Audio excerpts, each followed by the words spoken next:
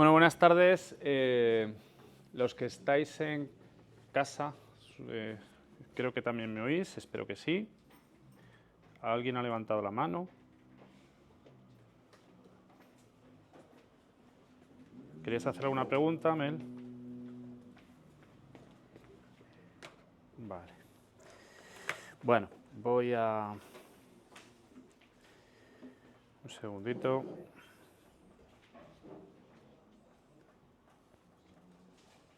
Estoy ya desmuteado, si se me ve. Vale, pues buenas tardes.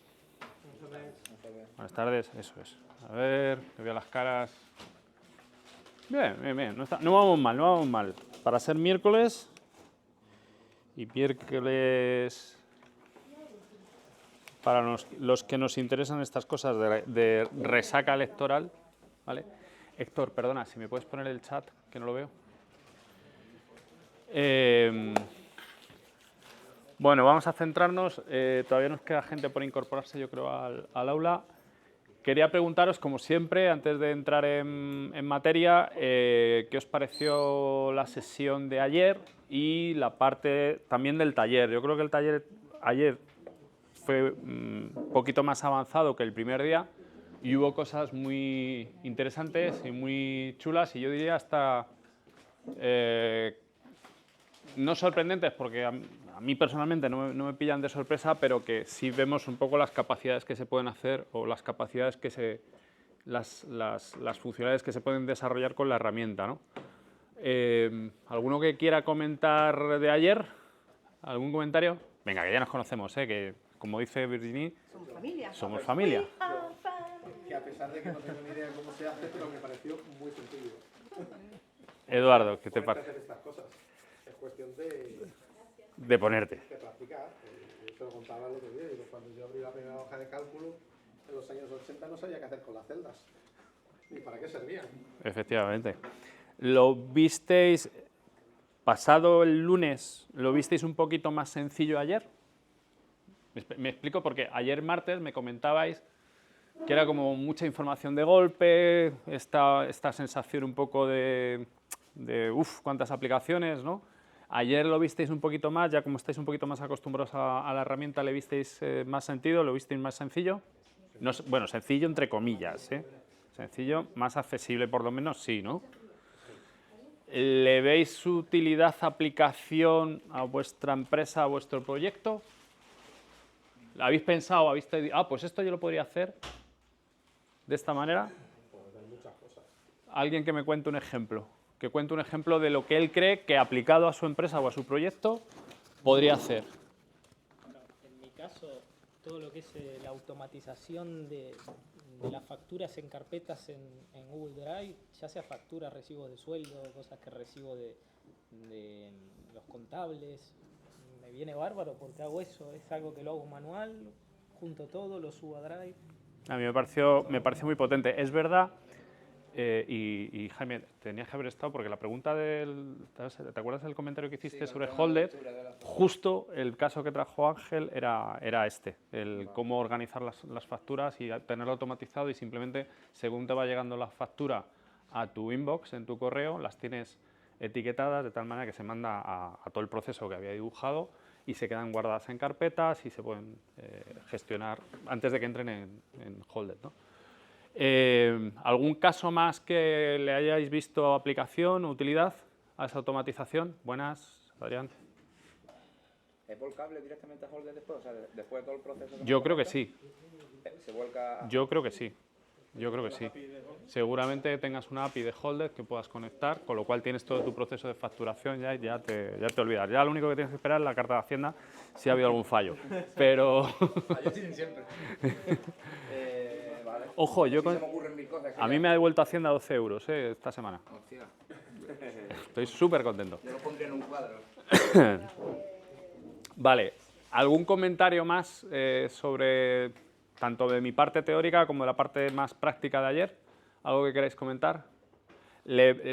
¿Conseguimos de alguna manera tener un poco más de conexión entre lo que yo cuento aquí o no? ¿O sigue estando muy desconectado? Sinceramente, no pasa nada. Es que tú hablas aquí de una cosa y él nos enseñaba unas cosas mucho más... muy concretas y más aterrizadas. Vale, pero Hoy con Fernando a lo mejor mañana ya pondremos... no lo sé. A ver, ojo que memes y cosas. Fernando está en la sala, ¿vale? Sí, bueno. Cuidado. Ojo. Es paisano, así que... Bueno, entonces si entre sevillanos os entendéis, no hay ningún problema. Vale, pues hoy sinceramente voy a intentar ser un poquito más breve para descolocaros un poco. Hoy vamos a hablar de CRM, ¿vale? Vamos a hablar concretamente de CRM, de conceptos muy teóricos de CRM. Ayer os decía que creo que es importante que todas estas aplicaciones, o por lo menos parte de ellas, sepáis para qué sirven, y hoy vamos a profundizar un poco sobre las herramientas de CRM, los tipos de CRM que hay, las distintas aplicaciones que tienen, qué cosas se pueden hacer con los CRMs o qué cosas deberías poder hacer con los CRMs, ¿vale? Porque cuando pensamos en CRM yo creo que muchas veces nos quedamos con el concepto de tengo un listado de clientes y tengo un módulo de facturación y con eso ya... Y el CRM no es un módulo de facturación, no debe ser un módulo de facturación, o la información que tiene no tiene por qué ser solamente de facturación, que es una parte importante de la información que tenemos de clientes, pero no necesariamente tiene que ser la de facturación, ¿vale? Dicho esto, flashazo, ¿vale? Despiertos. Esto, Fernando, es un medio chascarrillo que hacemos porque en esta pantalla una slide blanca, te lo digo por si tienes que hacer alguna presentación, no las hagas en blanco porque si no vas a tener con gente en la primera, sobre todo en la primera fila, con gente con quemaduras seguramente de primer grado, gafas de sol. Yo he visto gente poniéndose gafas de sol en primera fila por la luz que tiene esta pantalla. No utilices el blanco, te recomiendo más este tipo de fondo, ¿vale? Bueno, esta slide lógicamente hay cosas que esta semana se están no repitiendo, ¿no? Yo creo que tienen sentido en el contexto del primer módulo de transformación digital. Esta slide ya la vimos en el primer módulo de transformación digital. ¿Por qué? Porque yo soy muy pesado, soy muy insistente. Habrá gente, o sea, yo prefiero decir insistente, vosotros seguro que pensáis que soy más pesado, en que el conocimiento del cliente es el punto de partida. ¿Qué significa CRM? CRM es Customer Relationship Management, es decir, la gestión de las relaciones con el cliente, ¿vale? No es un módulo, insisto, no es un módulo de facturación, no es un módulo para gestionar operaciones, para saber cuántas ventas hemos generado, etcétera, etcétera. Es una herramienta para conocer y gestionar las relaciones o las comunicaciones, mejor dicho, o los puntos de contacto con nuestros clientes, ¿vale? Esto es muy importante. Como ya dijimos en el módulo de transformación, la tecnología, el impacto, uno de los grandes impactos y una de las grandes consecuencias que ha tenido el uso de la tecnología es que nos permite, sobre todo, tener mucha información de nuestros clientes, con lo cual todo lo que hagamos es susceptible de mejora o de que se optimice porque tenemos información de cliente. Desde nuestras operaciones a por supuesto, nuestro marketing y nuestra manera de comunicar, todo debe de intentar girar o por lo menos tener una base importante en el conocimiento que tenemos de nuestros clientes, ¿vale? Por eso vuelvo a insistir en esta slide. Y en esta slide, ¿qué estamos diciendo? Bueno, pues que tenemos un grupo de clientes, ojo, o no clientes, ya hablamos ayer o antes de ayer de que estas barreras entre soy cliente, tengo información y no soy cliente, no tengo nada de información, no es verdad.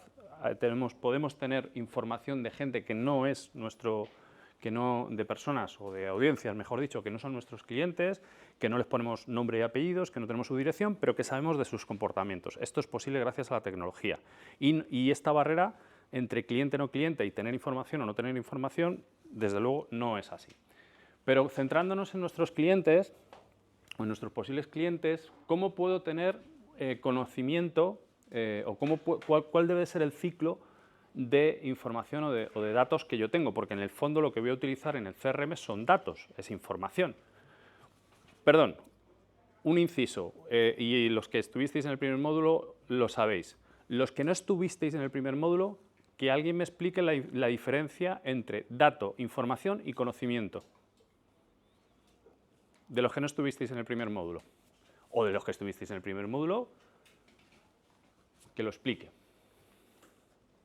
Diferencia entre dato, información y conocimiento.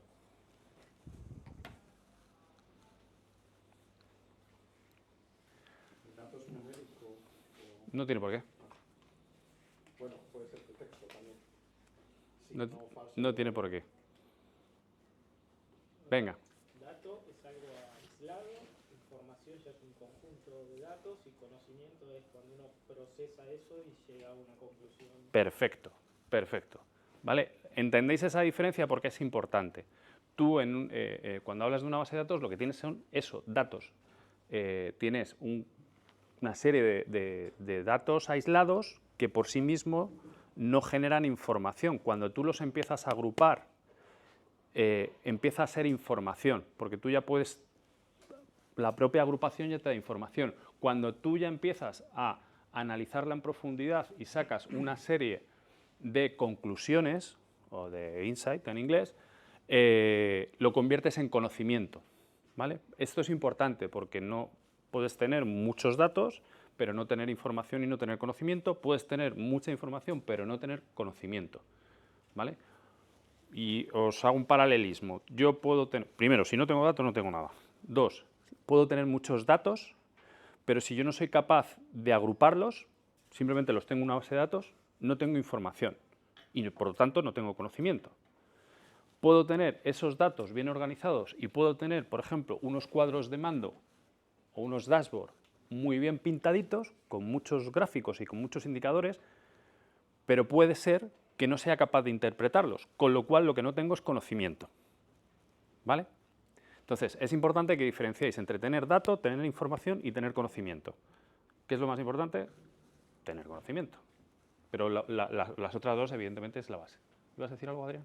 Lo que digo es el gran cambio que ha habido ahora con la inteligencia artificial generativa, que antes no teníamos capacidad de poner secuencialmente de manera lógica todos esos datos, toda esa información, estaba dispersa por internet, y ahora la inteligencia artificial generativa es capaz de analizar esos datos, esa información. Ahí sí. Es decir, yo creo que has dicho varias cosas ahí y yo creo que hay que ordenarlas un poco, ¿vale?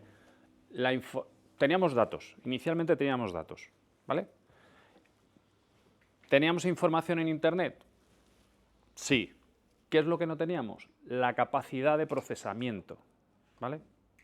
Yo no diría que directamente tenemos conocimiento, el conocimiento estaba, pero lo que sí hemos sido capaces a través de la inteligencia artificial y del uso de la aplicación del lenguaje natural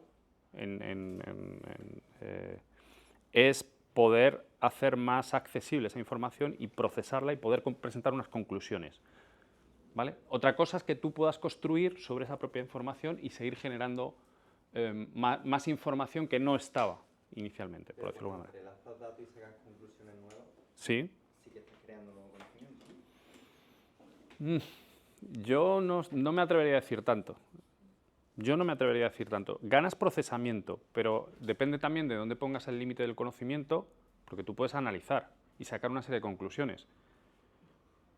Pero otra cosa es que sobre esas conclusiones hay una aportación adicional en el que tú puedas tomar acciones. Para mí el conocimiento luego es lo que tú haces también con esa información, con ese conocimiento, mejor dicho. ¿Me entiendes por dónde voy? Es decir, si tú solamente generas un texto en el que en teoría has sacado unas conclusiones, pero luego no haces nada con ella, es un conocimiento no accionable. Es que también depende del concepto que tenga de conocimiento. De conocimiento. Porque para mí el conocimiento se detiene antes de la acción.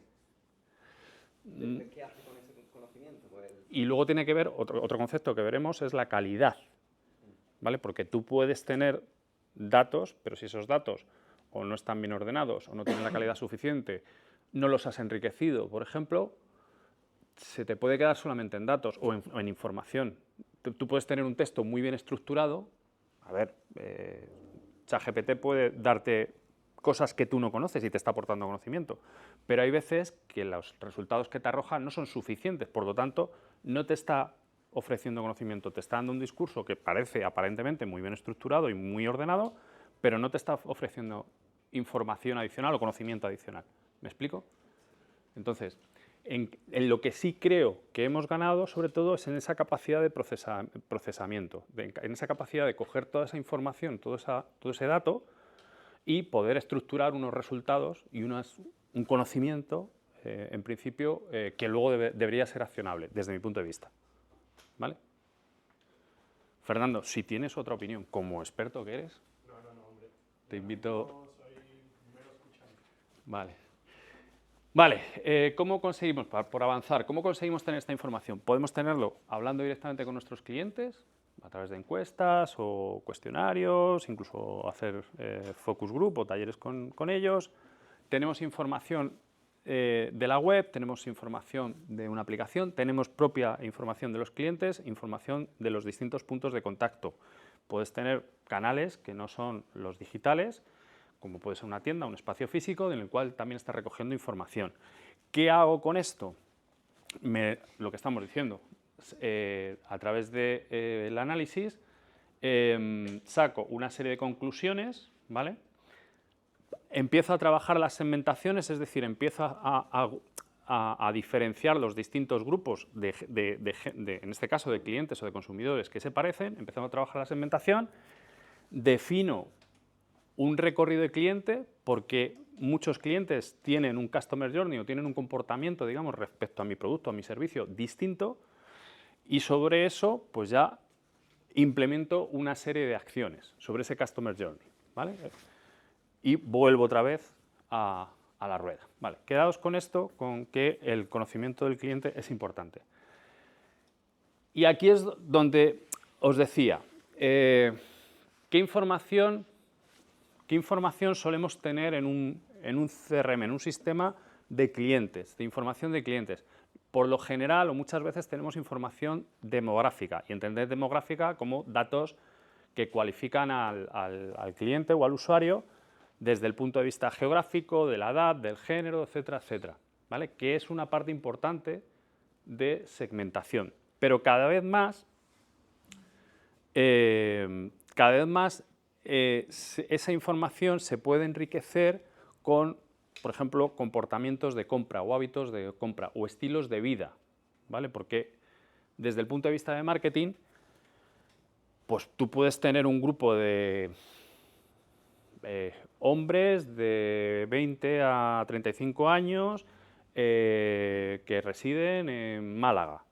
Y eso te arroja información, o te da una cierta información, pero no te profundiza, por ejemplo, en el estilo de vida o en sus comportamientos. Dentro de ese grupo hay que profundizar, porque es un grupo todavía muy grande y muy heterogéneo, ¿no? Porque dentro de ese grupo puede haber distintos comportamientos y distintos estilos de vida y que no encajan precisamente con tu producto o tu servicio. ¿Me entendéis por aquí? Vale. ¿Qué es y para qué sirve un CRM? Bueno, ya hemos dicho que es un Customer Relationship Management, representa la base moderna, la base actual de la relación entre empresa y cliente, combina la tecnología, los procesos y las personas. Y me falta añadir, evidentemente, que la base de todo CRM son los datos, ¿vale? Son los datos. Cualquier sistema, y no me cansaré, y esto no es que sea una opinión, es que creo que es de lógica, cualquier sistema, se llame CRM, se llame gestor de campañas, cualquier herramienta que gestione información o que gestione datos, incluido ChatGPT, no sirve absolutamente para nada si no tienes la materia prima, que en este caso es el dato, ¿vale? O la información, como queréis llamarle. No sirve absolutamente para nada, porque esos sistemas son como una especie de capitas. Es una herramienta que te podrá permitir hacer una serie de cosas, pero la base sigue siendo la información. Si no tenéis información, no tenéis la materia prima con la que trabajar. Y me da igual el proceso que sea el de marketing, sea el de financiero, sea el de operaciones, ¿vale? En este caso, el objetivo principal es optimizar las relaciones las relaciones con los clientes durante todo su ciclo de vida. Ahora hablaremos un poquito del ciclo de vida del cliente. Afecta a toda la organización, desde las ventas hasta el servicio postventa. ¿Por qué? Porque el marketing, en definitiva, abarca prácticamente todas las operaciones y todos los procesos o buena parte de los procesos de las empresas, ¿vale? Bueno, vamos a pasar a en qué sentido y para qué sirve el CRM, ¿no? Es una solución tecnológica que actúa primero como el centro de operaciones del cliente. ¿Por qué? Porque debería ser el punto donde se centraliza toda la información, ¿vale? Perdón, no donde se centraliza toda la información, sino donde se gestiona, mejor dicho, la información del cliente, porque tú la información, como estamos diciendo, o los datos, los puedes tener en otro sitio. Tú puedes tener, pues hay un palabra por ahí que algunos conoceréis, que es el data lake, que son grandes cantidades de datos de clientes que se ponen en un repositorio, pero que si no pones nada para que se gestione por encima, como puede ser un CRM, tú tienes el data lake y ahí es donde están los datos, pero necesitas un CRM para gestionar toda esa información, ¿vale? En vuestro caso, no hace falta correr tampoco mucho, a poco que tengas movimientos respecto a clientes, a proveedores, a facturación, vais a tener distintos repositorios con información, ¿vale? Si vosotros toda esa información conseguís reunirla bajo una sola, imaginaos que tenéis una macro hoja de Excel en el que a través de un ID de cliente, un identificador de cliente, tenéis toda la información de transacciones, de compras, de contacto, etcétera, etcétera. Para mí eso sería un data lake, es decir, un repositorio donde tienes todos los datos. Pero eso no quiere decir que tengas un CRM, porque no te permite gestionar, directamente no te permite tomar acciones sobre esa información, ¿vale? Entonces, diferenciad entre lo que es un CRM y lo que es una base de datos o, como digo, en un data lake, cuando ya eso crece de alguna manera. Son dos cosas distintas. Y os lo digo también porque, por ejemplo, cuando estáis trabajando con Make, a la hora de ver qué aplicaciones estás conectando, esto lo tienes que conocer. ¿Dónde están los datos? ¿Dónde está tu repositorio de datos? Y cuáles son las herramientas con las que vas a trabajar sobre esos datos, ¿vale? A esto es a lo que me refería ayer cuando ir metiendo cada cosita en su caja, en su correspondiente caja. Como digo, es el punto único de información del cliente, tiene un registro de histórico de interacciones, se hace seguimiento de oportunidades comerciales. Esto es importante, no es solamente que tengo la información del cliente, sino de lo que he hecho con el cliente, desde que se genera una oportunidad hasta que cierro una venta o hasta que genero más ventas. Esta parte, ¿me seguís? ¿Lo entendéis? Sí, ¿no? Fácil. Vale, como digo, centralización. Una de las características principales es la centralización de datos. Lógicamente debería ser, o no se entendería un CRM si no se tiene acceso en tiempo real. Hay veces que todavía algunas empresas, y según qué información, te puedes encontrar con, en ese repositorio de datos, que la información te llegue en distintos momentos, ¿vale? Porque, por lo que sea, no tienes, pues ayer, por ejemplo, con Make, las operaciones, cuando habláis de operaciones, Ángel os hablaba del ahorro de esas operaciones, ¿no? Y que, por ejemplo, puedes poner uno de los, no me sale la palabra, pero que cada consulta se pueda estar generando constantemente, ¿no? Esto te está consumiendo operaciones, ¿vale? O puedes decirle que lo haga, por ejemplo, cada 24 horas. Pues es simplemente por un ahorro de costes de esa operación. Eso al final tiene un coste. Pues hay veces que en las empresas, por ese ahorro de costes o por problemas de integración, etcétera, etcétera, no llega la información al mismo tiempo, ¿vale? Pero lo ideal es que sea en tiempo real. Por supuesto, que se puedan automatizar todos los procesos, todo esto que estamos viendo con Make. El CRM tira de distintos departamentos. ¿Por qué? Porque tenemos información comercial, tenemos información de facturación, tenemos información de marketing, con lo cual el CRM no es de marketing. Normalmente se gestiona desde el área de marketing, pero está tirando información de muchas fuentes, de muchos departamentos, de muchas áreas. Y, por supuesto, también tiene un área, o debería tener un módulo de análisis y reporting. Hay tres tipos de CRM, fundamentalmente. Hay alguno que mete otro adicional, que es el CRM inteligente, pero se habla fundamentalmente de tres tipos de CRMs.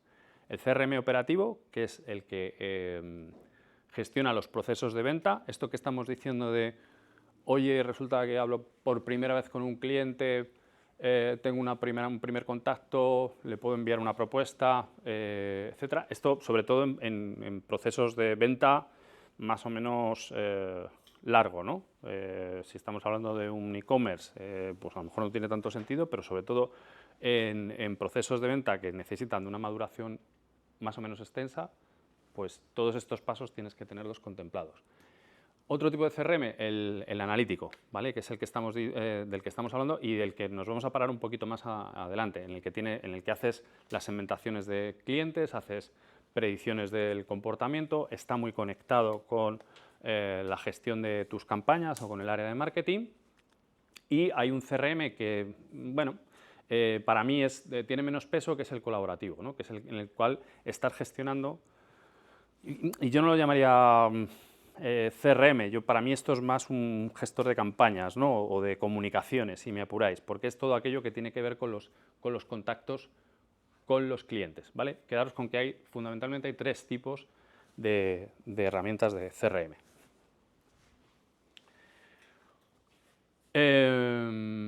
Bueno, esto lo hemos comentado ya por encima, gestión de contactos y de cuentas, ventas y marketing, análisis y reporting y servicio y soporte. Esta es una parte muy importante, la de servicio y soporte, porque te habla de una parte del contacto con el cliente que tiene que ver con la fase en la que ya eres cliente, ¿vale? En el que ya eres cliente y no se queda solamente en la compra. Insistimos, esto es gestión de relación con clientes, no solamente de las ventas, sino de toda la relación completa con el cliente.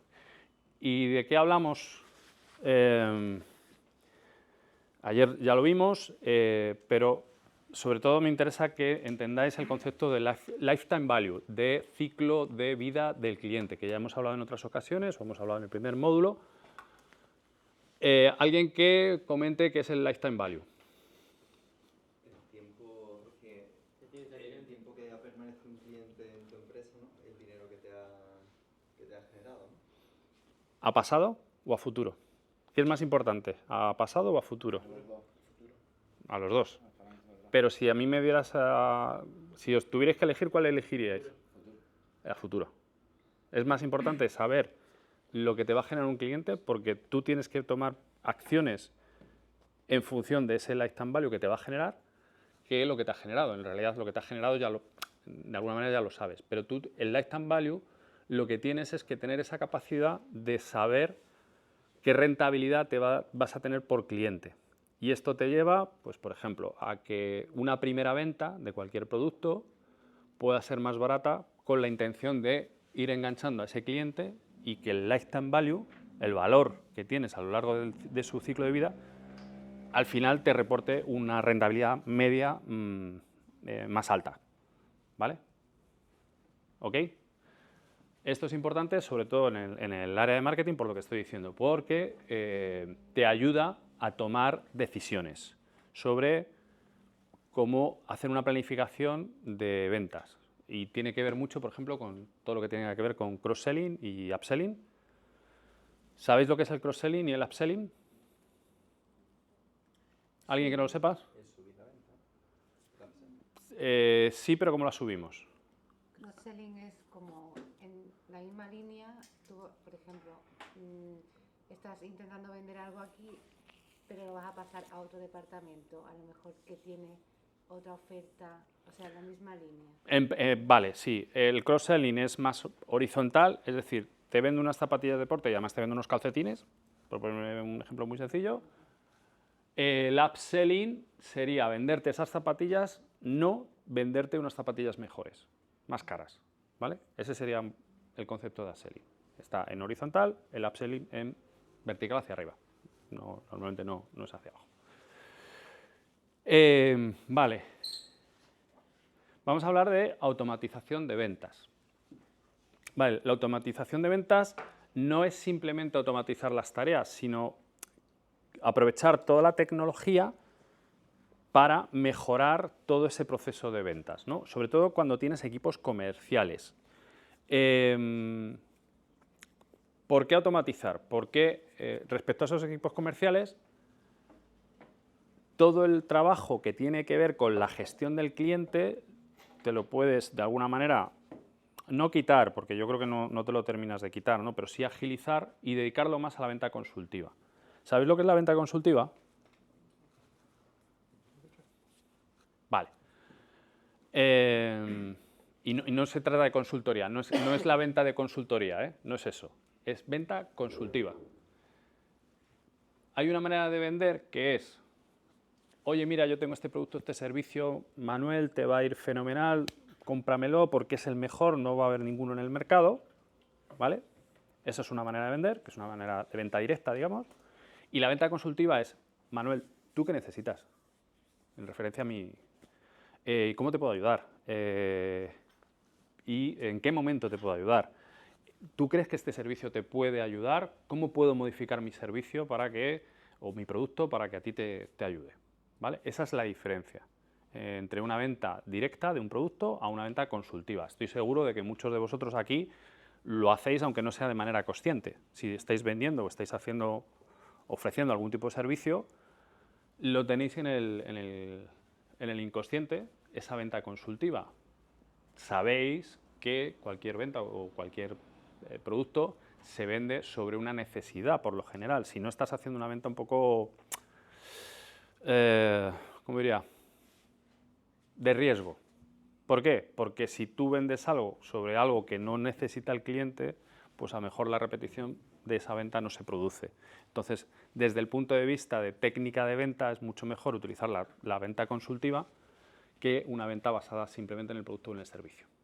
¿Vale?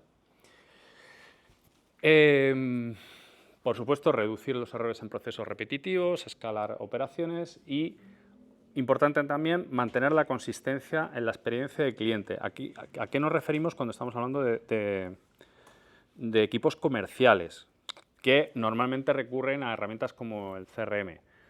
Pues el poder tener un seguimiento automatizado de lo que tú has hecho con el cliente es importante. Si no lo tienes automatizado, pues oye, yo he tenido un primer contacto con un cliente, pero ¿y cuándo le he llamado? Uf, no me acuerdo. ¿Qué respuesta me dio? Tampoco lo sé. Si le he mandado la propuesta, ¿qué tiempo debo esperar para volver a preguntarle? Pues todo este proceso, a base de alertas y recordatorios y de información que queda en el CRM, lo automatizas. De tal manera que ya no solamente lo estás automatizando de cara a ti, sino que lo estás automatizando de cara al cliente, con lo cual la experiencia que le estás procurando al cliente gracias al CRM es más homogénea y más consistente. ¿Vale? ¿Hasta aquí alguna pregunta? ¿Vamos bien? ¿Bien? Venga. ¿Qué procesos se pueden automatizar? Cuando hablamos de la gestión del pipeline, el pipeline es el embudo de ventas, básicamente, en el cual tú tienes, y aquí me estoy centrando más en empresas o en compañías que tienen servicios que ofrecer y que tienen unos procesos de venta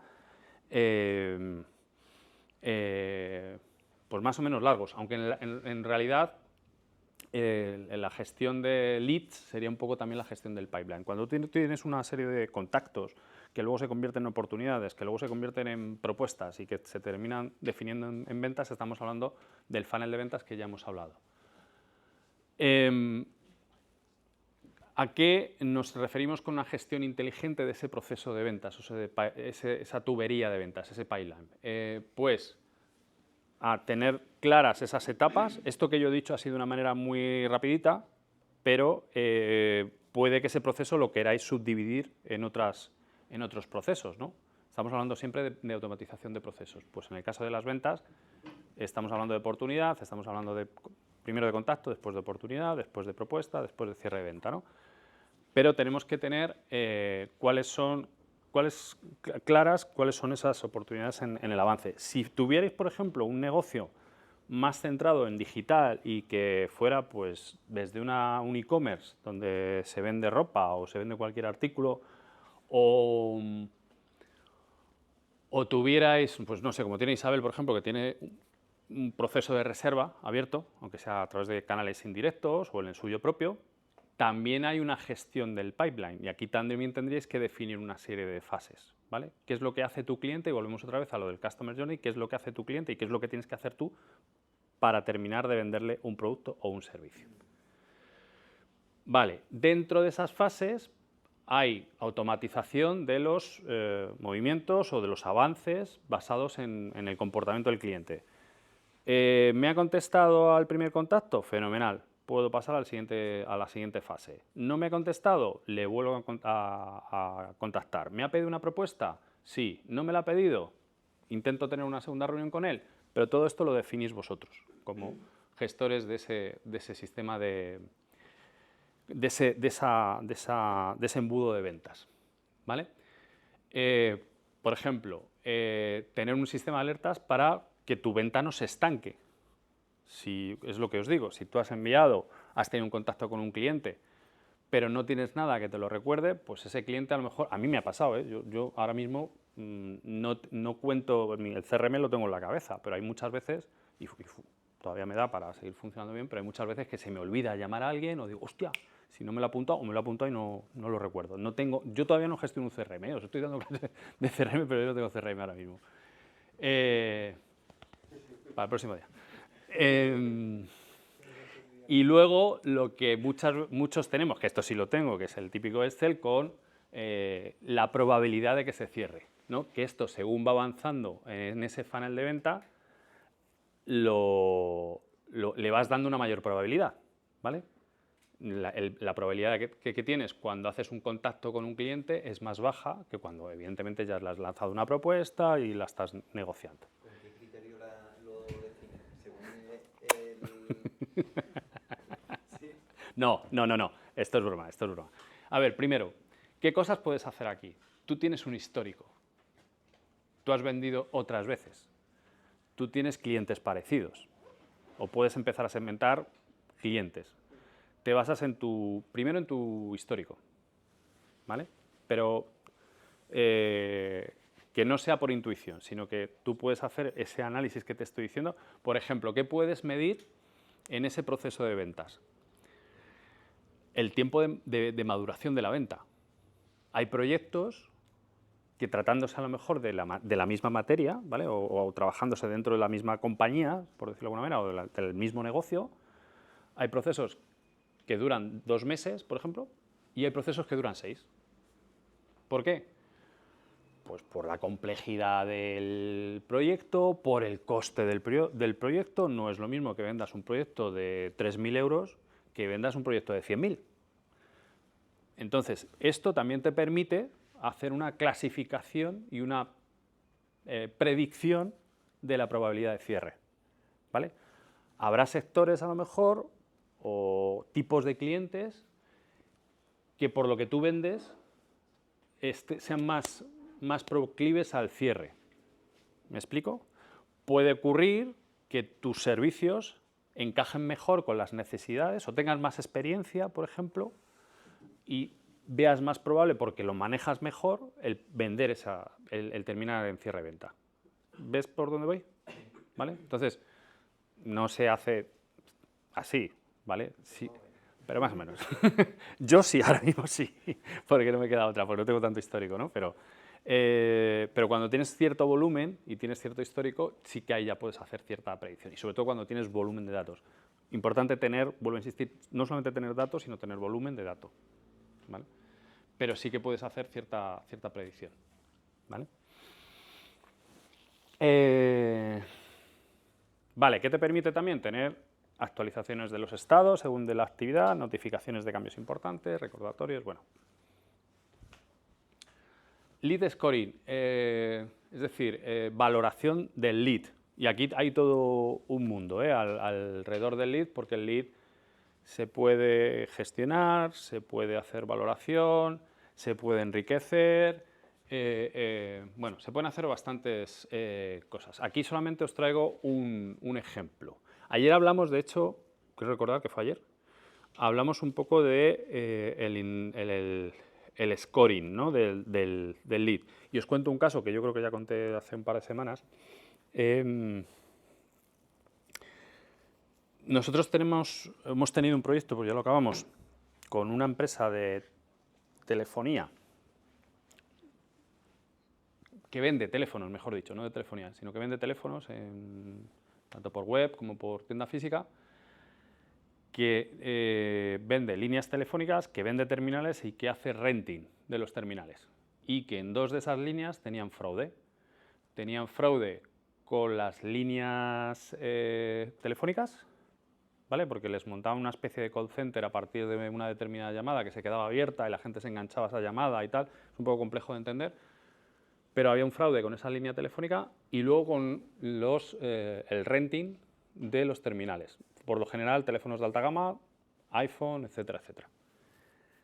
Nos pidieron un proyecto para, a través del análisis de datos, de todo el histórico que tienen y de una serie de características de esa información, cómo podían inferir, cómo podían predecir el comportamiento de un lead nuevo que te estaba entrando y hacer un scoring de ese lead. No estamos hablando de scoring financiero, que también lo hay en ese caso, que digamos que es el básico, ¿vale? Para según qué operaciones, pues por supuesto si te vas a comprar un coche, si vas a pedir un préstamo, pues eso está ahí, ¿no? Pero que además, por ejemplo, para este tipo de cosas, en cuanto el producto tiene un poquito de valor o supone un desembolso importante, tanto para la compañía como para el consumidor, normalmente puede haber un proceso de scoring financiero. Pero adicionalmente a eso hay comportamientos y determinadas características de un consumidor que te pueden llevar a que tú o bien pares ese lead y no termines la operación,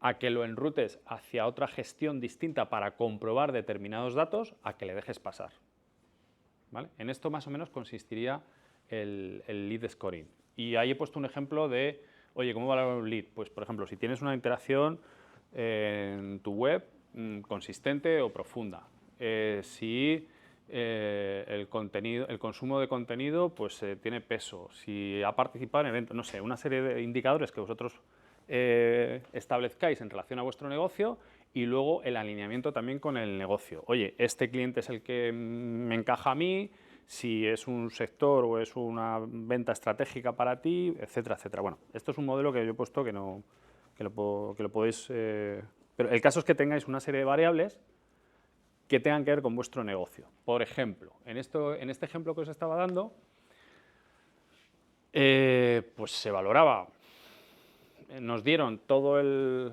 máster de data de ventas históricas de varios años y por intuición ellos nos decían, por ejemplo, que determinados apellidos, y esto es muy fuerte, Los Vargas, los Heredia.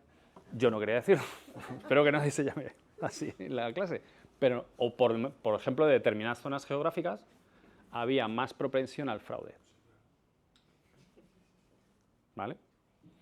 Entonces, ahí, y de eso hablaremos mañana, empezamos a rozar con algo que es... ¿A qué os suena esto? ¿Qué cosas no podemos hacer? Hay un tema que es la protección de datos, ¿vale? Que es importante cuando gestionas información, todo esto que tiene que ver con todo el tema de las cookies, esto que cada vez que entramos en una web hay que darle a aceptar y todo esto es importante y se hace por esto, porque luego hay una serie de análisis por detrás que nosotros pensamos que le das al botón y no pasa nada. Sí que pasa. Hay mucho análisis por detrás y se tiene no solamente información nuestra para el que le das la cookie, sino que esa información muchas veces estás diciendo que se puede compartir con terceros, ¿vale? Aunque no estés dando el nombre y el apellido, pero tus datos de navegación y de tu comportamiento sirve para que se hagan otros análisis de cualquier tipo, ¿vale? Pero en este caso, claro, si te viene la Agencia de Protección de Datos y le cuentas el proyecto que están haciendo y le dices que a los que se llaman X y a los que se llaman Y resulta que no les vas a vender el teléfono por esa razón, ¿me entendéis? O porque vivan en una determinada zona que socioeconómicamente pues a lo mejor no es la mejor, pues a lo mejor tienes un problemita. De hecho, te puedes estar jugando una multa si consiguen comprobar que eso que estás haciendo pues, no entra dentro de los parámetros de la Ley de Protección de Datos. De esto hablaremos un poquito más mañana. Vale, seguimiento automático. Lo que decía, bueno, esto ya hemos hablado, no me voy a parar mucho más. Estructura de datos en CRM. Lo habéis visto antes, pero aquí lo voy a separar un poco y sobre todo el output que te tiene que arrojar. Tenemos segmentación demográfica en muchos casos por un lado, que tiene que ver con la edad, con la localización, con el género, con la nacionalidad, con los idiomas, con la formación y la profesión, y luego tienes lo que se llama una segmentación psicodemográfica, o psicográfica, perdón. que tiene que ver con la personalidad, con los valores, con los intereses y actividades, las opiniones y el estilo de vida. Esta información, ¿cómo creéis que se consigue?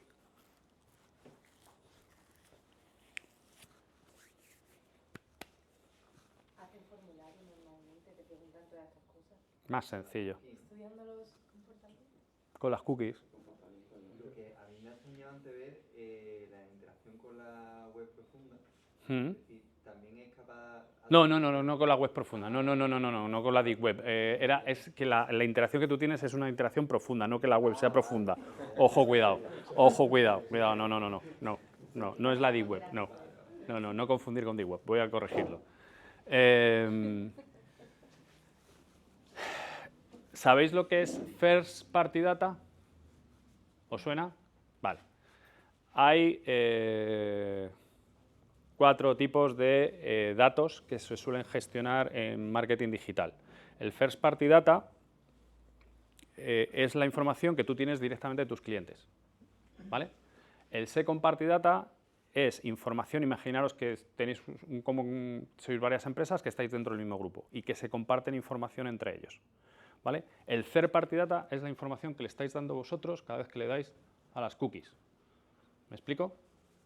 Que está recogiendo toda vuestra navegación. La cookie es un mini programita que cada vez que le dais a aceptar se descarga en vuestro navegador y que está registrando pues, determinados datos de vuestra navegación y que eso luego viaja. No lleva vuestro nombre, no lleva vuestro apellido, no sabe dónde vives, etcétera, pero está recogiendo un comportamiento. Eso, imaginaros, estos volúmenes de datos se meten en una coctelera, en una maquinita, y puedes inferir comportamientos. ¿Para qué? Para encontrar lo que se llaman los lookalike, es decir, comportamientos parecidos a mis clientes, encontrarlos fuera. De tal manera que yo puedo empezar a intentar enviarles publicidad o enviarles comunicación a esos comportamientos que son parecidos, porque tienen probabilidad de que te compren, ¿no? Si son comportamientos parecidos. ¿Me habéis seguido hasta aquí o he ido muy deprisa? ¿Sí? Vale. Y luego hay el Zero Party Data, que va más por la línea que estás diciendo tú, Inés, tú imagínate, todas estas calculadoras que hay de calcula tu sueldo neto o calcula tu hipoteca. Todas estas herramientas, olvidaos que los bancos las ponen ahí por haceros un favor. No es así, ¿vale? ¿Qué es lo que pasa? Que si tú imaginaos una calculadora hipotecaria. ¿Qué información se puede sacar de una calculadora hipotecaria? Algunos de aquí, bueno, supongo que algunos de vosotros habéis utilizado una calculadora hipotecaria. Vale, vamos a un salario, ¿vale? ¿Quién ha utilizado una calculadora de salario neto, de salario bruto o cosas de este estilo? Tú, Iñaki. Ven el dinero que tienes. Ven lo que cobran más o menos. Pero de ti, de ti, Sí, desde quien está...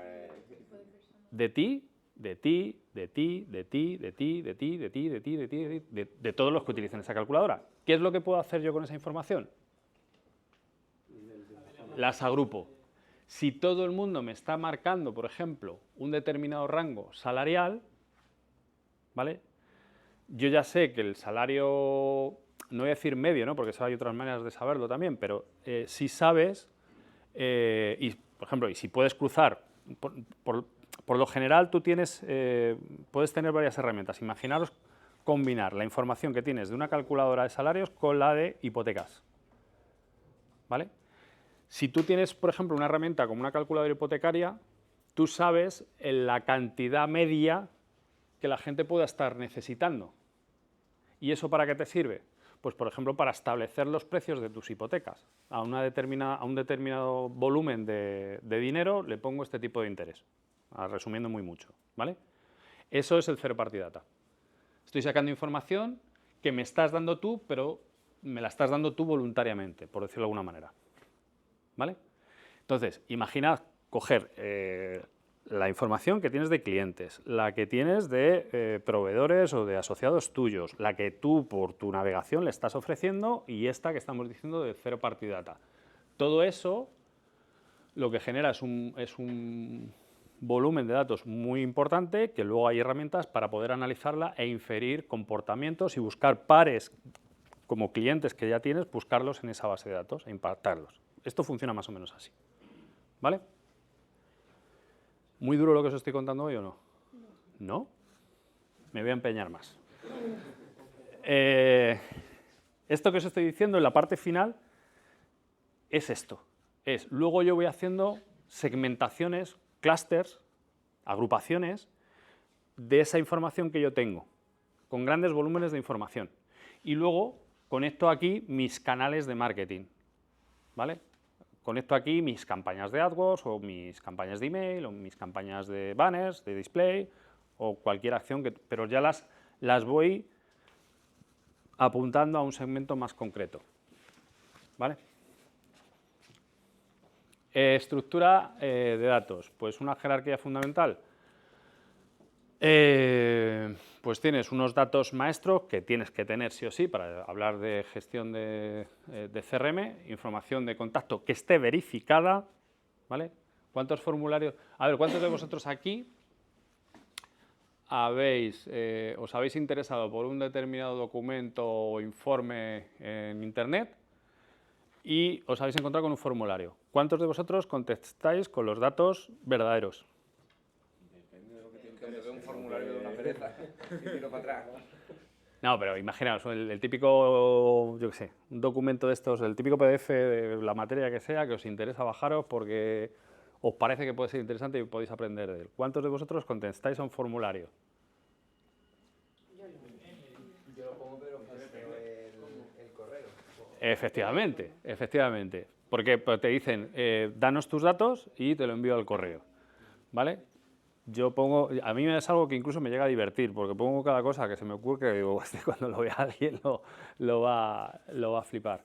Pero por eso hablo de veracidad de los datos. Esta información que seguramente se quede en un campo previo a meterlo en un CRM y alguien se dedica a hacer limpieza, porque si no va a ser un Cristo, pero te tienes que asegurar que los datos que tienes en tu CRM son verídicos, ¿vale? O que tienen cierta fiabilidad, ¿vale?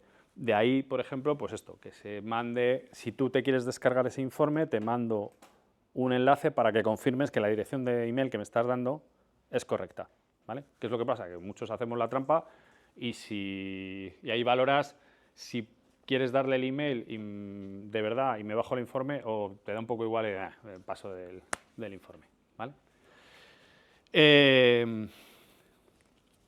Por supuesto, datos de empresa, facturación, datos de empresa o datos de cliente, las relaciones y jerarquías entre los distintos clientes, si las hubiera, y las preferencias, por ejemplo, de contacto.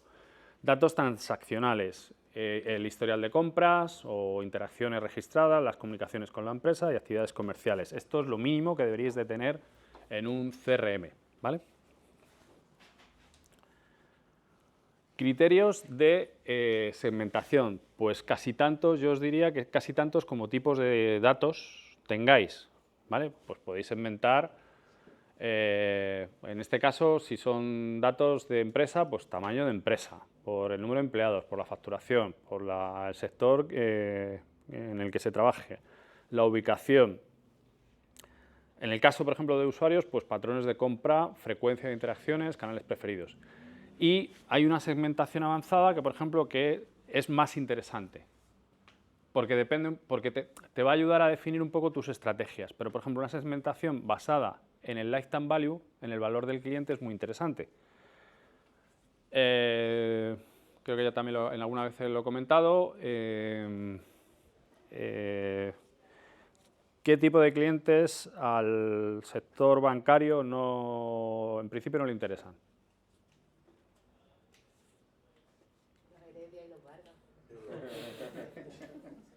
Yo no lo he dicho, aunque esté grabado. Disculpa, Pensad en el lifetime value, en el ciclo de venta del cliente. ¿Qué clientes no les interesa? ¿O qué clientes al revés? ¿Qué clientes son más interesantes? En el lifetime value, piensa en tu ciclo de vida como cliente en relación a un banco. Tú, en relación a un banco, ¿qué ciclo de vida tienes? Con sueldo estable, que esté bien, cómodo. Gente joven. ¿Gente joven interesa o no interesa? No interesa. No interesa. No interesa, no insistáis, no interesa. Interesa futuro, pero en el momento no interesa. Interesa el que se está comprando una casa. interesa al que está teniendo hijos, interesa al que tiene que tener esos hijos en el colegio, interesa el que tiene una nómina, interesa el que se va a casar, interesa el que se quiere ir de vacaciones a no sé dónde. En líneas generales, y hablo en términos genéricos, la gente joven no es la más rentable. Estoy hablando en términos de rentabilidad, no de que la generación de cristal y estas cosas que os autodefinís para luego dar pena, pero bueno. Los jóvenes no interesan. ¿Qué otro grupo no interesa? Los que están en la lista de morosos, Ciclo de vida, Ramón. Los jubilados. Sí, es que es así, el mundo es así de duro. Y más que se va a poner, me temo. Los jubilados no interesan. ¿Por qué? Porque ya cobran su pensión de 2.000, lo tienen topado. Bueno, 2.000 con suerte, perdón. Los que tengan una pensión de 2.000, muchas, tienen ya no van a tener altibajos, tienen la casa pagada. En todo caso, si les ha ido muy bien, pues que tengan algo de ahorros, si tengan algún plan de pensiones o un fondo de inversión, pero poco más. Pero esto los bancos lo tienen muy medido. Y es una segmentación que tienen, aparte de si tienen deudas o no tienen deudas. Si tienen deudas es que directamente no los quieren, da igual la edad que tengan, que no los quieren ver allí. El potencial de crecimiento, ¿vale? Por ejemplo, si tú segmentaras por empresas, ¿vale? Pues a lo mejor no es lo mismo el autónomo que se dedica, no sé qué deciros, no es lo mismo el chaval que se está montando una startup y que se está montando una empresa y que tiene un plan de negocio de la leche y que además le echa narices y se va al banco a pedir pasta, que alguien que tiene una pequeña cafetería, ¿vale? Puede tener la misma edad, puede vivir en el mismo sitio, puede tal, pero su potencial de crecimiento es distinto, ¿vale? Y estas son las segmentaciones que empiezan a ser ya más elaboradas y con mayor valor, ¿vale? Y esto, insisto, yo creo que es independiente del tamaño del negocio que tengáis o del tamaño de la empresa. Esto podéis empezar a pensar en ello en vuestros negocios o en vuestras empresas si las tuvierais o quisieseis tenerlas o en vuestros proyectos, ¿vale?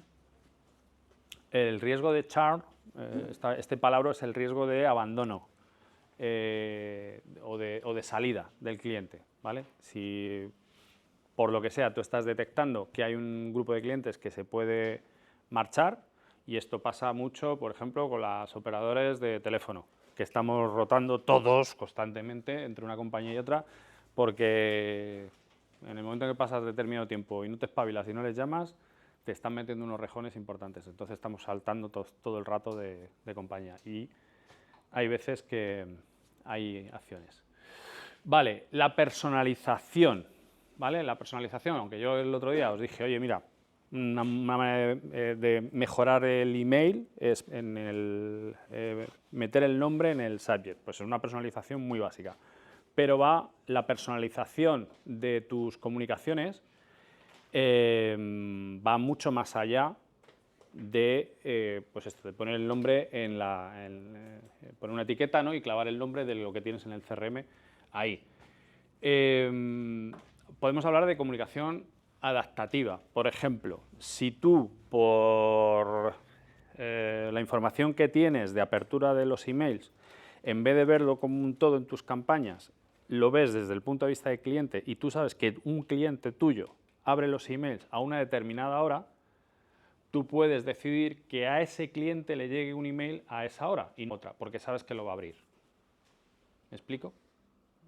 Entonces, te cambia la perspectiva de cómo tienes que hacer las campañas. Si eres capaz, que es complejo, pero si tú eres capaz de montar un sistema o una comunicación que se vaya adaptando al contexto del usuario, ¿vale? Te veo con cara de duda, Adrián. Sí, eso, No me gusta ver caras de dudas en mi clase. para saber la hora más común que suelen abrir tus clientes, no lo puedes coger de QI, por ejemplo, tienes que poner código UTM o algo así y analizarlo sobre tu propio funnel. Bueno, Dime, Ramón. Hay algunos CRM que tienen otra pestañita de todo lo que has lanzado, cuántas veces lo han abierto, desde qué lugar, desde qué país, y cuántas veces, y las horas. Hay una pestañita sin meter ningún código. Pero pensad en esto que está diciendo Ramón, y ahora voy con lo tuyo, Adrián. No es lo mismo que esa acción de enviar un email la veas desde la perspectiva de lanzar una campaña, ¿vale? Porque esa información que te va a dar respecto a la campaña, oye, ¿a qué hora se ha abierto mi campaña? Pues tendrás tramos, con mucho, ¿no? Y podrás definir, oye, pues el 40% lo han abierto a las 10 de la mañana, el 30% lo han abierto a las 3 de la tarde y el restante a no sé qué hora, ¿vale? Pero te da una visión de campaña. Yo estoy hablando de una visión de cliente, ¿vale? Específico. Si tú sabes que un cliente o un grupo de clientes, porque es difícil personalizar a ese punto, pero sí puedes agrupar por comportamientos parecidos, tú puedes conseguir o puedes procurar que tu campaña de email no se lance desde la perspectiva de campaña, sino que la lances desde la perspectiva del usuario. Y si tú sabes que ese usuario, por lo general, lee los emails, y estoy poniendo un ejemplo muy básico, ¿vale? Pero lee los emails a esa hora, tú le mandas el email a esa hora. No se la mandas junto con todo el mundo. ¿Por qué? Porque tienes más probabilidades de que te lo abra, ¿vale? Ahora, ¿el cómo haces eso a nivel técnico? Pues teniendo el histórico de las interacciones, lo ponía antes por ahí, de las comunicaciones que tú tienes con el cliente, ¿vale? Pero tenéis que cambiar la perspectiva. De igual manera que tenéis que cambiar la perspectiva de yo vendo un producto y un servicio a chico chaco y no tengo segmentación, me estoy poniendo el peor de los casos, no tengo ninguna segmentación, no conozco a mi cliente y yo me dedico a vender, a lanzar campañas, ¿vale? Me centro en el cliente. Si yo consigo a todos los niveles verlo desde la perspectiva del cliente y trabajar la información del cliente, todo lo que yo haga va a ser mucho mejor y va a tener mayor garantía de éxito, incluido algo tan sencillo, tan básico como la comunicación con un cliente, un email. ¿Preguntas? ¿Nada? Venga, un último esfuerzo.